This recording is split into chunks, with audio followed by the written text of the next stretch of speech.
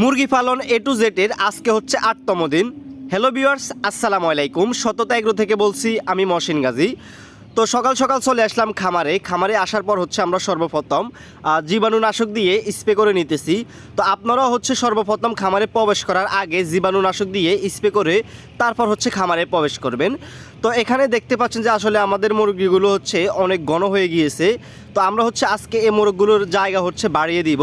তার জন্য সর্বপ্রথম তাদের পানি এবং খাদ্যের যে ডিঙ্গারগুলো আছে সেগুলোকে হচ্ছে উঠিয়ে ফেলবো।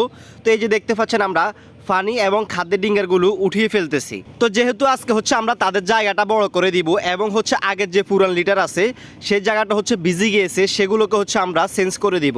তার জন্য সর্বপ্রথম হচ্ছে আমরা এই খালি যে জায়গাটি আছে, যে জায়গাটি হচ্ছে আমরা তাদেরকে বড় করে দিব, সেই জায়গার মধ্যে হচ্ছে আমরা সিঁড়া দিয়ে ভালোভাবে মিশ করে নিতেছি।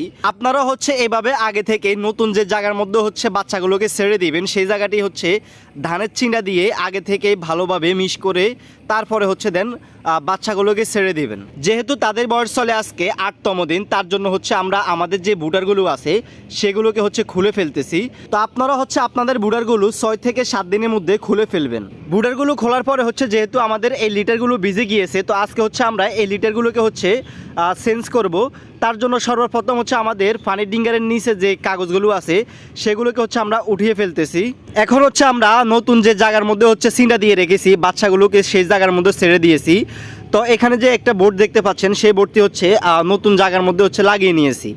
তো এই যে দেখতে পাচ্ছেন বাচ্চাগুলো কি সুন্দর করে নতুন জায়গাতে দৌড়াদৌড়ি করতেছে। তো এখন হচ্ছে আমাদের পুরাতন ভিজা যে লিটারগুলো ছিল সেগুলোকে হচ্ছে পরিষ্কার করে নিতেছি। সেগুলোকে পরিষ্কার করার পর হচ্ছে প্লাস্টিকের যে জালিটি দেখতে পাচ্ছেন, এই জালিটির মাধ্যমে ভালো যে সিঁড়াগুলো থাকবে সেগুলোকে রেখে খারাপ সিঁড়াগুলো হচ্ছে আমরা ফেলে দিব।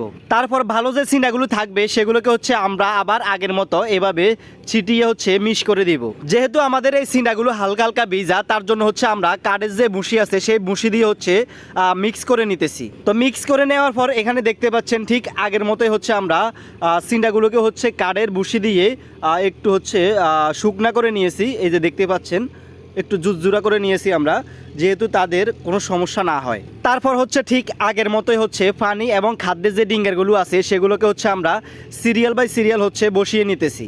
তো এই যে দেখতে পাচ্ছেন আমরা ঠিক আগের মতোই হচ্ছে সিরিয়াল বাই সিরিয়াল পানি এবং খাদ্যের ডিঙ্গারগুলো বসিয়ে নিলাম। তো আজকে থেকে হচ্ছে আমরা এই বাচ্চাগুলোকে বড় ডিঙ্গারে খাদ্য এবং বড় ডিঙ্গারে হচ্ছে পানি দিব।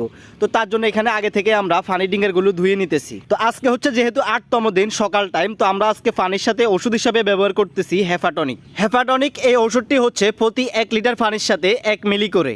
তো আমরা হচ্ছে প্রতি ১ লিটার পানির সাথে ১ মিলি করে ব্যবহার করতেছি। যেহেতু আজকে আমরা সকাল টাইম হচ্ছে ৫২ লিটার পানি দিতেছি এই বাচ্চাগুলোকে, তার জন্য হচ্ছে আমরা ৫২ মিলি ওষুধ মিশিয়ে নিতেছি।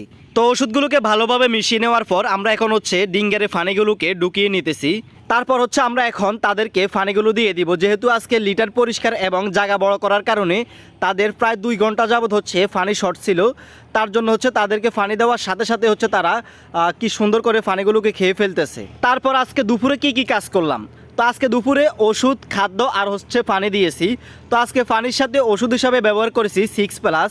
তো এই ওষুধটি হচ্ছে প্রতি ১ লিটার পানির সাথে ১ ml করে। তারপর হচ্ছে রাতে কি কাজ করলাম, তো রাতে হচ্ছে ওষুধ, খাদ্য আর হচ্ছে পানি দিয়েছি। তো পানির সাথে ওষুধ হিসাবে ব্যবহার করেছি প্রোটিন এই ওষুধটি। তো এটি হচ্ছে গ্রোথের কাজ করে। এটি হচ্ছে প্রতি ১ লিটার পানির সাথে ১ ml করে। তো বন্ধুরা, এই ছিল আমাদের মুরগি পালন এ টু জেডের আজকে হচ্ছে ৮তম দিনের পর্ব। তো দেখা হবে পরবর্তী ভিডিওতে। সে পর্যন্ত সবাই ভালো থাকবেন, সুস্থ থাকবেন। আল্লাহ হাফেজ।